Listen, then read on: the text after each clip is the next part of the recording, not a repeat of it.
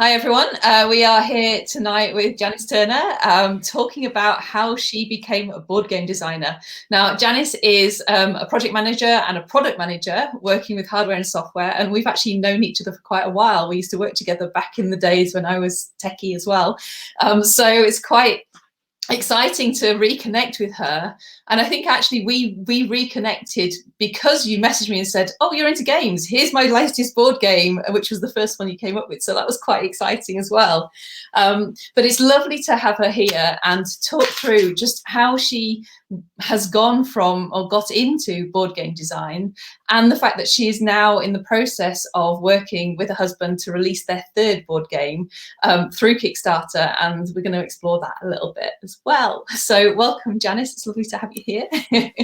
Thank you, great to be here. Yeah. And so first question I wanted to ask you is, tell us a bit about you, tell us about your connection with tech, just so people have a bit of background on you. So as you already alluded, first started way back, actually in hardware side of things. So I actually saw that I would never do software. It's what when I started out, which is what I'm working with now solely, exclusively. But I never wanted to write software. So I started in hardware, but quickly found that actually the big picture stuff was far more interesting than the nitty-gritty detail of the tech, and so kind of transferred into project management, which was always a temporary move, but it got me all the experiences that I wanted, that I could then work out what I actually wanted to do for my career, which is when I moved into product management. At that point, all hardware. I then sort of switched around industries. So I started in like defense, national security, aviation, then moved into oil and gas, and then went to nuclear. And then more recently went into digital recruitment tech and insurer tech, and also children's book publishing, as well as also publishing my own game. So it's kind of sort of quite this random walk round of different things, but always doing similar sorts of tasks in the producty way, sort of looking at how you can go from an idea and a concept to something that becomes real, and how do you get there, and that's what I love doing, and that's what I really enjoy doing. So taking that idea from the start and then kind of helping it come into being, and taking it all the way through in whatever industry, because it's like so many different tech industries you just described there. It's amazing.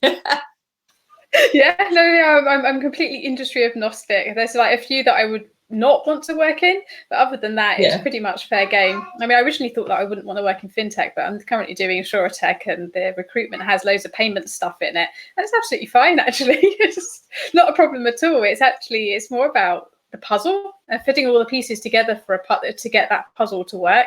And whether it's like a brand new concept idea, or it's just an iterative development or something that already exists and taking that idea forward, it doesn't bother me too much. I like doing both. Yeah, the initial concept stuff is kind of slightly more fun, but I enjoy doing both of them. But it's all about that puzzle. That's what I love. Yeah. So trying to get everything to fit together and work together. That's leading me on to the reason why we're here, to talk about designing your board games, which feels puzzly to me as well. So what got you interested in designing your own game? I've been playing them for a number of years with my husband Stu, and then I got pregnant, I guess, as you do, and I realised that I didn't really have any hobbies of my own, and I thought of an idea. So actually, it was when I was drifting off to sleep, and eventually I had the courage to say to Stu, "Hey, I've got this idea," and he said, "You should try it." And so I did, and that was kind of how it was. It was something for me to do as a hobby, and to enjoy and to be creative, which I've never thought of myself as a creative person, which might seem a little bit strange, but I've never considered myself creative. And so it was a way to do something a bit new, a bit different, and to have fun. And that was how I got into it, which is maybe a completely random way, but yeah, it was something for me to do, to enjoy. A pregnancy-inspired kind of game. Yeah, I wanted something to do during nap times, because both me and Stu sleep really well, and so we was convinced our child, and we told her while she was in my stomach she was going to sleep, and luckily she did. We have two very sleepy children. Oh, wow. And so yeah, was banking on that. So I mean, what am I going to do while she had her 2 hour naps every day? And so that was going to be my next question, is that how do you juggle a baby with designing a game? But sleep You have sounds one like that sleeps. You have one that sleeps. So you would get like a couple of hours just to be able to take yourself out, and rather than you sleeping during that time, you'd actually sort of get stuck in into the early days I was sleeping, and then later it was when she was sleeping I was able to get it. But that was kind of like the limit on the game, that it was, I designed it as a nap time game. So I originally started out of a game that's about 90 minutes. And I realised that, I mean, if I was lucky, I was going to get one playtest in, which is not really, it's going to take me years and years to get something finished. And so I switched to something that took less than 20 minutes, so I could get 3 done in an hour. But solo, it actually took 10 minutes. That was like 5, 6 in an hour that I could actually get through, which means I could much more rapidly develop. And so that was kind of the key decision maker for the length of sleep times, resulted in how many playtest sessions could I get in, whilst also doing all the other stuff that you kind of do when you're potting around at home, including just flopping there and being tired, and washing all of the sticky clothes, obviously, because she had severe reflux. So it was like constant washing. So in between the washing, I did the playtesting.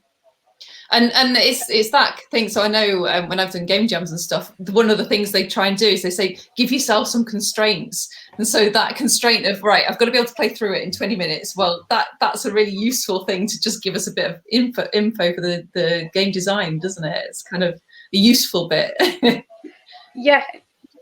Yeah, having constraints is really good in game design. Otherwise, it can just go everywhere, which is how I use the theme in the game constrains the mechanisms very much, because if I can't justify a mechanism with theme, then it can't go in. And I might not tell everyone what my justification for that mechanism is, but I have to justify it to myself as a reasonable thing to include.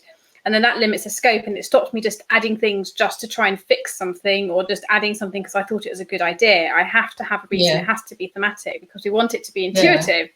So yeah, that was kind of where that comes in. Constraints are, I think, are really, really, they're necessary if you want to finish something. So the first game, tell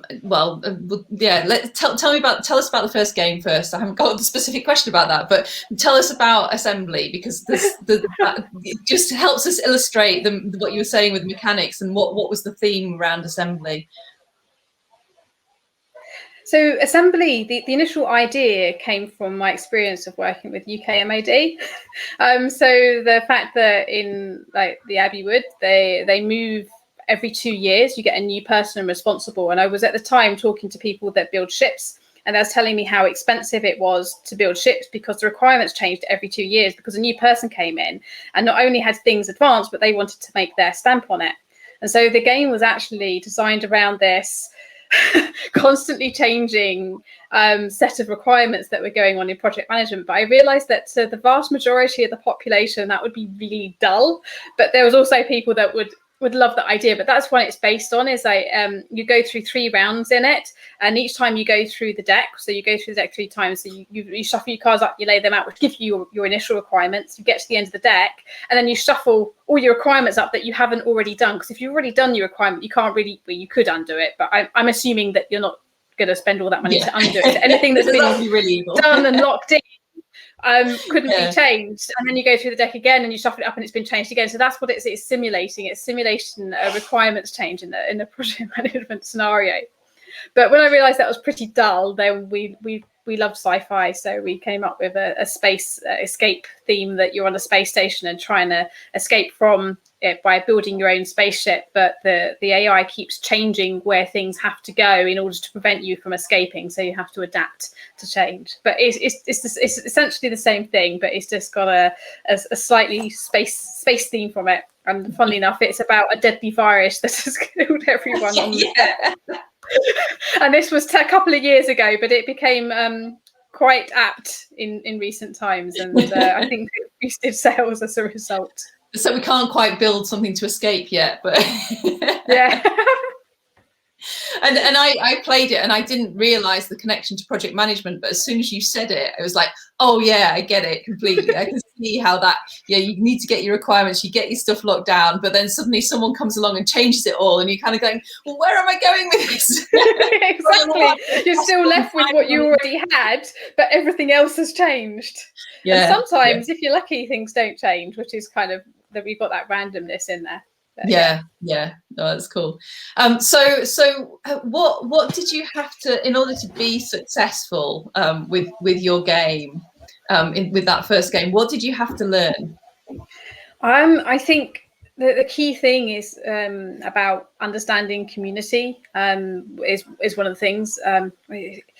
How well I did, I think I did it all right on assembly. But yeah, it's about being responsive to people and having that, because it's direct to consumer sales. So it's listening to the customers, being part of them. And I think being myself, open, transparent, honest, and not trying to be a big company. Because if you're a big company, then the expectations kind of go up here, and that's not what we are. So that was kind of one, was like understanding how social media works, how you interact with in a DTC business, and then also the advertising side. I dabbled a little bit in assembly Facebook ads, but not much. I sort of practiced a bit of it. Yeah. But yeah, that was all of that sort of marketing side. How do you market something? What are the right words? How do you do really Amazon advertising? That was actually pretty critical, and understanding the algorithms on Amazon and how they work. And so it was like I was running ads on Facebook to drive traffic to Amazon, whilst also running Amazon ads, because the more initial sales you get, the higher it bumps up the algorithm, which means that it then displays it to more people and you get more sales and you get this snowball effect. Yeah. And so it's like trying to work out and understand the algorithms of the different platforms in order to maximize your possibility of success, but without spending too much money. Yeah. Yeah, so all of these things, I'm using advertising, but I'm sort of talking like £5 a day limits kind of thing. I'm not talking like £50 or £100 a day things here. I'm just talking at trickling money in. So yeah, it was understanding how to best use what's out there for the least amount possible. And then also learn things like how to use graphic design programs and how to lay things out and understand. Do you do all the graphics for assembly yourself? So the actual base artwork was done by Mike Jessup, who we also used to work with. I then took that and fixed it all to make it be able to be used for print. And then I did all the design, the graphic design layout. So all the colorization and that side of things is all me. So the basic schematics is Mike. But yeah, so yeah, that was kind of that. So yes, I pulled it all in, neatened it all up, made sure every single vertex actually matched. In assembly, I went through every single one and got them all to match, which might be a little OCD, but it was important to me. Yeah, and there's a lot of them. But yeah, so I learned how to use graphics programs. I learned how to do advertising. I learned how to do marketing, and sort of writing a bit more. The back of the box is like really important for a selling message. And then understanding the platform algorithms and how to drive traffic and what's the best route. So yeah, it was a lot. And then manufacturing, luckily I'd done that in the past. I sort of, because I come from a hardware background, that was like the easy bit. That was like so simple in the grand scheme of things. It was like, just a quote, write a specification, send it out to the manufacturer. And I remember one came back to me and said, you do realize we're in Germany and it's very expensive to manufacture here. And we're not just doing it for anyone. I said, yes, I understand. I'm a project manager. And he's like, oh, okay, then. Fine, then. Here we go. And we have had a wonderful sort of account management relationship ever since. It's been really good. Understood how things are manufactured is really great, because he goes into the details like the layout of the cards and the sheets. So I can design the number to optimize for cost. Understanding what I can get off the shelf and what I can't, again, to optimize for cost. Because if you manufacture in Europe... Hello, Sammy. I'm here right now. You go to Daddy, please. Thank you. Bye-bye. Yeah, it's just sort of working out how to get the cost down by using catalog stuff, whereas often in China you're using quite a lot of bespoke custom stuff. And so where I could make the savings by not having to pay for tooling and for the port costs, which are hugely expensive. The actual shipping is not expensive, it's the port costs either end that are. It meant that the actual European price became quite competitive when you design within the constraints. So it's not just designing within the constraints of a theme or something. It's actually designed within constraints of what is going to give you the lowest cost game. And so if, for example, you want a piece and you want it in 6 different colors, it might actually, could you go for one color and perhaps some stickers instead? Which is why, so in assembly, we wanted 12 different colored tokens, which you stamped each one. But the tooling cost, that's 12 tools. That's 12 different colors, which we couldn't actually even get, which meant it would be bespoke custom colors, which has a minimum order quantity and all that sort of stuff. So it was actually learning how to reduce your BOM cost, your material cost, in order to make a game, and actually fiddling with a couple of bits and pieces here and there to work out if there are any other ways. I was talking to someone that said a D8 was like really expensive because they don't make many of them. And so they're now looking at how could you go to a D10 and do something slightly different to bring the cost down, because it could potentially quarter that component cost. And it's a significant markup. It's like 1 to 6 ratio. So from game cost to retail price, it's a minimum 1 to 6. And so every 10 pence is 60 pence minimum on the retail price. It's when really you start looking at it like that, it's kind of that both angles that you've brought out there is the kind of how do we reach people and do the marketing and reach as many people as possible to make it sort of take advantage of all the algorithms, but at the same time, how do we really reduce the costs and understand how to put it together? And it's a full business thing, really, isn't it? And it makes a huge difference on the cost of the game, of people buying it, which then feeds back in. So getting your game out there, wow. And then you've got to try and keep it at that impulse buy level, that if you go to more like £30, then even if you're an indie designer, some people might be willing to pay for that, but many others that are picking it up, your mass market, are not. They don't care. They know that they can get something like Codenames for under £20. So why would I pay £30 for a box that's small? And we've had like comments about, for such a small box, there's not very much in there. And it's like, well, I could do a bigger box, like most other publishers do, but then it wouldn't be portable. But it gets assessed on the size of the box. And if you make it too small, it has no shelf presence. And so then, therefore, you have this thing that the bigger your box, the more shelf presence it has in a retail store, and therefore the more likely it is to get picked up. So we started off with a box this big, and the retailer said, "You're not going to make it in a box that big, are you?" And then she sort of explained about actually it needs to be bigger, and anything small has to come in its own like custom stand, which is extra tooling and extra cost. So there's also that. So the sensor goes we up the size of the box simply as a result of this perception of price, not because that we needed the size box. And Pilfering Pandas, the board kind of defines the size of the box. But again, it's that bit. But the box is so expensive. It's like 25% of the cost of the game. That's just... I'm going to move on because I'm conscious of time. And that kind of leads into the kind of, how was it received? How was assembly received? How's it gone down? It was received really well. It's we've had a lot of reviews, like the 20, 30, 40 is like 10, it's somewhere between like that 20 and 50 mark. And we've had one mediocre, and every other one has been overwhelmingly positive. So it's been very well received. It got the Dice Tower. It got their sort of one of their excellence awards when we sent it, and we sent it over and said, it takes 3 to 4 months to review games, and 10 days later they'd released a video of it just before Christmas saying, I love this game, I can't put it down, and it's one of the few games that I'm going to keep playing. And that was like, wow. From someone that is like the really big in the reviewing in the industry saying that was really pretty amazing. And the thing that I'm going to come back to is the point where we bought it and we were just about to go off traveling. So just what you were saying there about a small box, we loved it because it was a small box that you could fit and travel around with you. And we love to have games that you can just take to a restaurant and play, and then while you're waiting for food.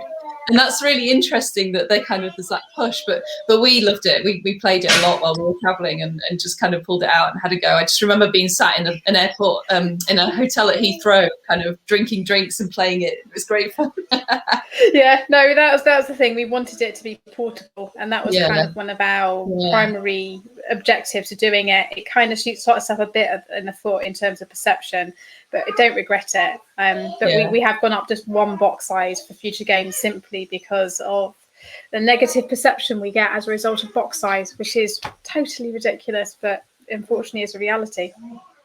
And I'm just going to say as well, so if anyone's watching and has questions, whether it's on live or on replay, please do drop them in the comments. We'll be monitoring those because we can come back to them and explore. But the thing I want to move on to now is the latest game, Pilfering Pandas. So Pilfering Pandas, tell us about that and tell us where it came from. So this Pilfering Pandas is based on a game I played with my nan growing up. It's a kind of a rummy variant, but it had this really interesting discard pile and that I'd not seen in any modern games. And I wanted to bring that into modern gaming because it's just so fun picking up hundreds of cards and then creating lots of sets. So I was like these slight concerns that it had these links to rummy, but realised that people who might be a little bit aloof about, well, that's not a proper tabletop game, but it seems to actually be received relatively well. But we do aim sort of not the really, really hardcore mini gamers. We're more the everyone else, and not sort of the really hard Euro gamers, everyone else. And so yeah, it came from a rummy variant that I wanted to take some of the key mechanisms and bring it into modern day, but I wanted to add more puzzle and more strategy to it, so it wasn't just the same game. And then I pretty much exclusively played cooperatively, and so we had to have a cooperative mode because that's what we play and that's what we want to do, and that's what our previous games are, so it suits our audience. And then solo is like mandatory for me because that's how I play test. It's just it means that I can get those developments done really quickly without having to rely on other people. I can test all these mechanisms, and then I just need the other quick play tests here and there to sort of verify what I've done's worked. So that's kind of where it came from. And pandas, because my kid's favourite animal at the local zoo is a red panda. It's like searching up in the tree for this red panda for 20 minutes and finally spotting it is like the height of their zoo experience every time we took them. That's cool. So, yeah. And it's worth explaining. So it's all about the pandas escaping, isn't it? And stealing their food and getting out of the zoo. Another escape. So pilfering all the if it's child friendly, unwanted food from the other animals, and then trading it with the meerkats who have promised to provide supplies and assist with their escape. But you have to give them enough. And in competitive, it's the one that gives them the most that is sneakiest that wins. And in cooperative, you all have to be sufficiently sneaky and give them enough food in order for them to assist you with your escape before the zookeeper catches you. And I got to play test it and had quite a bit of fun, but failed badly. My other half has played a lot more on the rummy side of things and knew immediately what to do. So he really thrashed me the first few games, and then he's now busy playing because it's on the App Store, isn't it? So he's playing the solo version and getting up to speed, and I'm kind of going, I don't know how I'm going to. Got to go and hide away and play it a bit. Yeah, so the solo version we're going to have free on the App Store. We're thinking we're keeping it probably to the end of the month because we're just going to add in a really big new functionality. So the save and undo, which has been requested, which we know could break something. So we want to sort of fully test that before we move it over to a paid for one-off purchase app. But so that's free to play and download until the end of the month. And so for solo, and then after that we'll switch over to the one-off purchase model like we did with so we've got two other apps. So we've got Assembly as an app, which is currently the only way you can buy it because we are now officially out of stock of Assembly, and then Sensor Ghosts on Monday will be opened up to open beta testing, which will be 50% retail price at that point because it's a much more developed state than Pilfering Pandas was when we released that. So this is Sensor Ghost the app. Sensor Ghost the app will be released. The plan is Monday. Maybe I should get that one before Pete, and then I can play it and get good at that, and then I can beat that. Him. That was cooperative though, so you can just be like, oh no, you shouldn't do it that way. You should do it this way. So you can be all knowing instead. Yeah. So how has what you learned in the first two games that you've developed influenced the approach that you've taken to Pilfering Pandas and the way you've gone about that? I think online playtesting, that you always told you have to go and do stuff in person, and with kids that's like near enough impossible. We tried and it's just disruptive. So that didn't work, so we did online, and we've kind of developed over time, and it does work. Online testing, it's not as good because you can't see people doing it, but you do still get much more varied feedback, and you can see misinterpretations by the feedback that's coming back. And I also think people give more honest feedback because you've not got any of this personal connection, and without that honest feedback, you're never going to develop the game. And so it opens that up a lot more. So yeah, definitely online play testing is the way to go. And when I say online, it's like print and play. I haven't done so much on the digital live implementations. They've been available, but I haven't used those a huge amount because, again, it's finding a suitable time between work, kids, running the Kickstarter and preparing the game, and actually being able to sit and watch an hour or two of TV or something. And I need that downtime. And as much as I wish I could do it every week, an hour or two, with often like 2-hour sessions, I just can't commit to it, and I feel bad. I always feel bad that I should do it, but if it's working for you, then if you're getting what you need, then that doesn't matter so much, does it? No. It can always come in later, can't it, if you really needed to? But so that's kind of the key thing, and then it was just really understanding the manufacturing process and how to. I write assembly. I designed it without understanding it, whereas then Sensor Ghosts and Pilfering Pandas, I was designing it from the start, understanding what every component cost was likely to add and how to get around that, and limiting game design and mechanisms to try and minimize those costs to keep retail prices low as possible, because we want to make the games as accessible as possible. So we want to keep them ideally under 20, but maximum 25. But we're low quantities, so it's like it's expensive. Yeah. And you kind of mentioned this, but so lockdown, you've been designing this through lockdown. How's that affected the whole process that you've taken, the game development process? My kids don't sleep in the day anymore. It's very frustrating. It was a lot harder because there's homeschooling and constant attention needed. So they're 3 and 5 now. So when they're like 3 months old, they're like happy with the cuddle and the snooze and that sort of thing. When they're 3 and 5, it's as you saw, it's this constant need of attention. And so it was really, really difficult. So we were planning to launch Pilfering Pandas in March, which probably would have been better for many reasons. But we just couldn't, because we couldn't get everything done with all the lockdowns that had happened. So it's been a lot harder. And it's amazing that you've managed to do it. I mean, that's just like homeschooling, and we're about to kind of talk about your day job and how it fits alongside that, and then bringing in the game as well is pretty cool. So tell us about how it fits with your day jobs.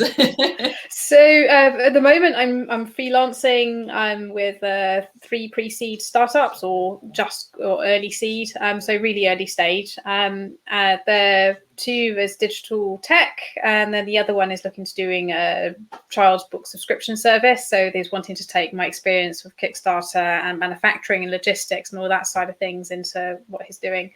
And I think, but the main thing from you, like the board game design and software, is if you think about user experience and UI, games are this extreme example of what can go wrong with bad UI and bad user experience. Because if you get it wrong, you get loads of negative reviews and you get lots of people not playing it, and it's a flop and it doesn't sell. Whereas if you get it right, then you can do it a lot better. And software, it's less tangible, but it might be that your subscriber count or your churn rate is higher than it should be because people are not enjoying it as much. But it's still there, and it's still really, really important. And I've just had this absolute extreme experience of how important designing something to be as intuitive as possible to be. I mean, I might not have probably got it 100% right, but this trying to do it has really helped in my day job, and thinking about, well, what about this? What about that? How's this experience going to happen there? And just like in board games, you want to minimize the total number of interactions. You don't want things to be too fiddly and admin.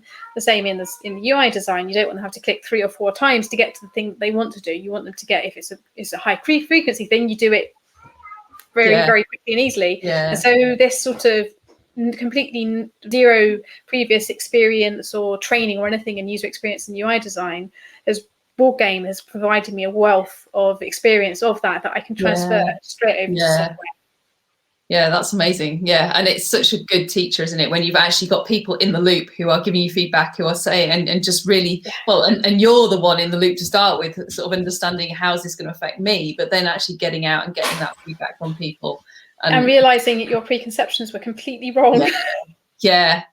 The things that seem obvious to you are just not obvious to other people. Exactly. Yeah. So the rules have been going through a huge number of overhauls, because to some people's brains think the same way as mine and they get it, but most other people's don't. And so they don't get it. And so the rules have been rewritten a huge number of times. I still don't think they're perfect and they're quite right, but they're a lot better than they were a month ago. Yeah, that's interesting. How do people go through and doing that without making the rules too clunky, while still, so they've got to be readable, but at the same time people have all sorts of different people are going to get them. And it's a barrier to entry. The longer your rules are, the lower the barrier to entry. And if we're aiming people that are playing rummy card, then I need these really short, succinct, easy to follow rules. But I'm designing a game that has little intricacies to make it more interesting and take it to the next level. But you have to explain all of those things. And it's this trade-off, well, what do I keep and what do I ditch in order to try and simplify it without actually losing the experience? And it's this really, really fine balance. So where are you with Pilfering Pandas at the moment? So I know you're mid Kickstarter campaign. So we have 6 days to go. We are almost, we have just become 200% funded. Literally, I just did the refresh. Wow. We're at 200% funding. And we're about 20 backers away from our next stretch goal. So that's going to unlock a higher quality card, which is fantastic. And then I'm hoping we'll get to the next one after that as well, which unlocks a number of new cards to add to the game. It's exciting, and we're naming animals as well. So if anyone wants to get involved with naming animals, come and back and have your say. So currently Tembo is the leading name for the elephant at the moment. So we've got 5 cards of different animals that you peel for the food from, and the backers are naming them. So we're shortlisting 5, and then whichever one gets the highest number of votes from the backers is what's going to go in the game. Yeah. So going back the game, and the thing I haven't said is that you might have seen some of the game art in the group, because Janice has shared bits as we've gone along, haven't you? And I've encouraged you to share bits of it. But we'll also include, I've included in the description here the link to the Kickstarter campaign, so you can go and have a look at it and go and back it. Be another one of those 20 people, because it is such a fun game. But also I'll do a link to Ren Games as well, so people can head over and have a look there as well. So because that's your games company, isn't it? Ren Games. So, So unfortunately, literally, assembly is no longer available, but you can play the app. And we're desperately looking at how to reprint, because we've got retailers wanting it, but it's just it's that risk payoff at the moment that it's really difficult, because prices have gone up since we printed in 2018, but we need to keep the retail price the same or lower. And it's just trying to get those margins in, and it's a really, really low margin industry. This is not something where, and unless you're really lucky and you hit the hundreds of thousands or £1 million project, this is something you do for love, not for money. It gives us, it's kind of like pays for our hobby kind of level. It's not the thing that I can give up my day job. Well, and just sharing that what you were saying before. So if you to print the next round of assembly, you need to commit to 3,000. If you think about it, just think about that and the amount of commitment you're making. You've got to sell 3,000 games, and knowing over what period, and that's quite an investment, isn't it? So so it took us 2 years to get through the first 3,000. But the games normally last 3 months after launch from Kickstarter. And so literally they tail off 3 months within the basically when you deliver, and you have this window. And so we've had a game that has consistently sold and has increased sales, but I can't guarantee that will continue for the next 2 years. At least to say it has, and there's like this huge risk of having that amount of stock and storing it and everything else associated with it. When we don't have any outreach outside of the UK. If I had like distribution in the US, I'd say, that's fine, because I could probably ship 50% of them over there and it'll be fine. We can probably get them sold. But for such, just literally me and my husband doing it, he does all the software app stuff and I do pretty much everything else. It's just not feasible with the size that we're at. Which is a shame, but we're trying to work out a way to try and get and who knows who might be listening. You never know. If you're in the US and you want to help Janice distribute her game. And so what advice would you give to anyone who's interested in developing their own board game? I think the first thing is if you've never done it before, get it to the table as soon as possible. No matter how good it seems in your head or on spreadsheets, you will never know until you actually play it.